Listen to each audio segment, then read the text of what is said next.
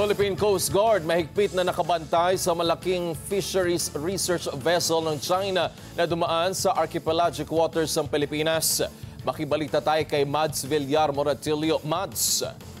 Yes, Wedge. Kasama na rin sa binabantayan ngayon ng BRP Cabra ng Philippine Coast Guard ang isa sa pinakamalaking fisheries research vessel ng China na una nang dumaan sa Sulusi sa pagitan ng Palawan at Visayas Region.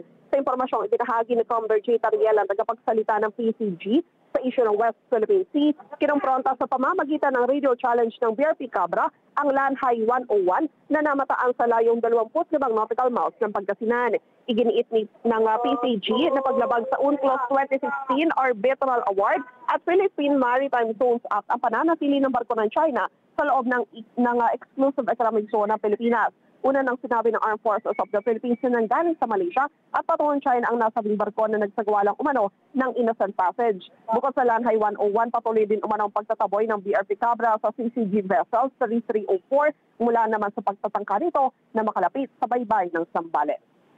Madeline Villar Moratilio para sa Mata ng Agila. Matatag, matapang, matapat.